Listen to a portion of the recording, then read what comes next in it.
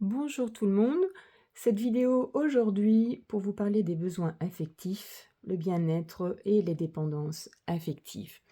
Je vous invite à regarder le logo, l'onde de forme d'art symbolique qui va émaner des rayonnements vibratoires pour vous permettre de mieux intégrer les réflexions, l'introspection et les actions simples à mettre en place ensuite au travers de ce rayonnement. On y va.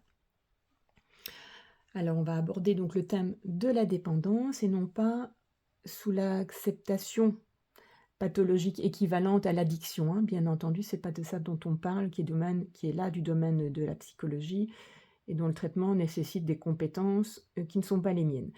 Mais on va parler plutôt dans le sens premier. Donc sujet, soumis, subordonné à quelque chose ou à quelqu'un. Cette dépendance, elle est collective. Nous avons déjà abordé en fait la thématique lors du développement personnel des besoins à combler, des besoins naturels auxquels sont soumis en fait notre bien-être physique, mental, ce qui signifie d'emblée que nous sommes tous dépendants. Mais parmi ces besoins fondamentaux, je vous propose de nous intéresser en fait aux besoins affectifs plus particulièrement, donc c'est-à-dire être apprécié, être aimé, être reconnu, etc., qui donc représentent une dépendance normale qui est commune à tous les êtres humains, une fonction naturelle. Le problème se pose en fait quand le besoin affectif devient une telle carence que la façon de la combler, prend toutes les apparences d'une stratégie néfaste et révélatrice en fait d'une estime de soi qui est dans les chaussettes en fait. Quand l'amour ou l'amitié d'une personne devient tellement importante que nous sommes prêts à tout accepter pour l'obtenir, y compris l'inacceptable, ou quand le besoin d'approbation, de permission symbolique est tel que nous ne pouvons prendre une décision sans demander l'avis d'un tiers, quand nous ne nous sentons utiles que si une autre personne a besoin de nous, quand le besoin de reconnaissance et d'approbation est si impérieux qu'il nous fait adopter les opinions des autres au mépris des nôtres. Autre exemple, quand les moments de solitude physique, par opposition aux solitudes morales, nous deviennent en fait insupportables. C'est des thématiques et des exemples que je vous ai donnés en fonction de ce que je rencontre au niveau de ma clientèle. En d'autres termes, le problème se pose quand nous ne nous accordons pas à nous-mêmes une valeur affective suffisante et que l'épanouissement personnel et le bien-être dépendant du bon vouloir et ou de la personne ou de la présence d'une tierce personne, je dirais. Alors, ça engendre aussi de passer du romantique à du rom-toc. On va voir en quoi ça consiste. Les exemples que je vais vous donner ci-dessous, en fait, sont schématiques, hein. Elles peuvent paraître, on va dire, suffisamment parfois excessives pour que nous nous sentions moyennement concernés, hein, pour que personne ne le prenne pour soi. Mais potentiellement, nous pouvons tous y être confrontés à un moment ou à un autre. Et donc voici donc un exemple vraiment trivial, celui des grandes déclarations d'amour de type: «Sans toi, je ne suis rien». C'est tellement souvent dans l'arrière-plan, dans les systèmes de croyances, pas nécessairement verbalisés, mais souvent verbalisés quand même, mais souvent dans les systèmes de croyances, voire même parfois conscients ou inconscients.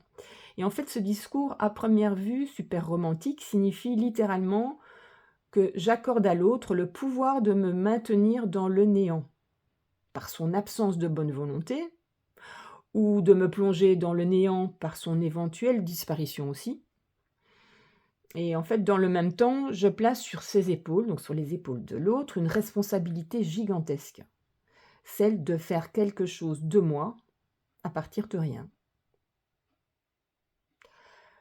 Voici la belle déclaration qui devient en fait nauséabonde, hein. Qu'on se le dise, offrir son autonomie en sacrifice n'est pas un acte d'amour, que ce soit clair.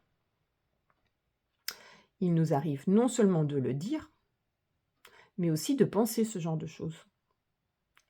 Et si ce n'est pas le cas, ça reste au niveau inconscient, au niveau des lignées familiales, des conditionnements qui sont répétés dans les familles.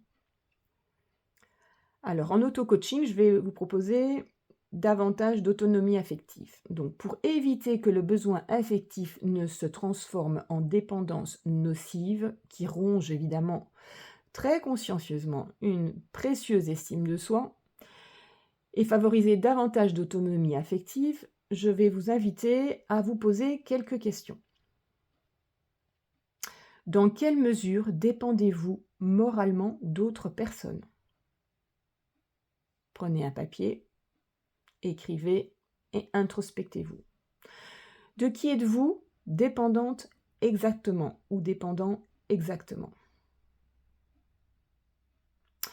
Comment cette dépendance se manifeste-t-elle? Qu'est-ce qu'elle vous apporte, le fameux intérêt personnel dont on a parlé dans d'autres vidéos? Et à la fois, qu'est-ce que cela me coûte? Et que cherchez-vous à obtenir exactement?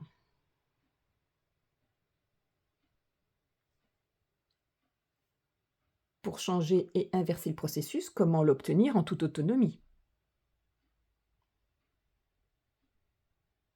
Et de quoi avez-vous besoin pour vous sentir complet ou complète, indépendamment de la présence des autres ou de cet autre? Et comment je peux mettre en place les stratégies pour l'obtenir par des actions simples et efficaces? Donc le but de cette vidéo, c'est de vous amener dans une réflexion, des prises de conscience, une introspection pour voir où vous en êtes et que vous vous cherchiez par vous-même en répondant à ces questions des solutions et des actions simples à mettre en place. Toujours un pas après l'autre. Ça ne sert à rien de se mettre un objectif de ouf, de faire cette démarche à 100 mètres alors qu'il faut faire d'abord le premier pas et ainsi de suite pour vraiment se conforter, que ce soit vraiment bien dans les assises et que ce soit bien ancré dans les fondations et se voir avancer en toute autonomie et donc créer cette confiance d'avancer et de sortir de ce schéma-là. Donc voilà ce que je vous propose. Déjà par vous-même, vous pouvez avancer pour pouvoir élaguer le terrain si vous souhaitez aller plus loin pour libérer au niveau des mémoires cellulaires en énergétique les lignées familiales ou comprendre en développement personnel, aller plus loin également pour libérer les prises de conscience et les systèmes de croyances. Je vous invite à aller en dessous de ma vidéo et me contacter, vous avez mes coordonnées. Également, vous pouvez vous procurer en e-boutique sur mon site, Sorelia Art Symbolique, les sérigraphies, soit en pochette complète, soit à l'unité, qui vont travailler sur tout le parcours en développement personnel au travers des thématiques des blessures. Donc, elle se trouve donc, comme je vous l'ai dit, en e-boutique et vous pouvez vous le procurer à l'unité ou en pochette complète, il n'y a pas de souci et vous pouvez aller voir d'autres vidéos, comment les utiliser, de quelle manière et surtout comment les choisir parce que ça varie en fonction, pas toujours de ce que l'on croit effectivement avoir compris de notre problématique, mais comme elles travaillent au niveau énergétique de libération des mémoires cellulaires, elles vont vous pouvez avoir besoin d'une ou d'une autre que vous ne pensiez pas être en train de travailler parce qu'elles peuvent libérer d'autres choses dans tout ce parcours qu'on vient de voir dans les vidéos précédentes. Eh bien, je vous souhaite une belle journée et puis on se revoit bientôt. À bientôt!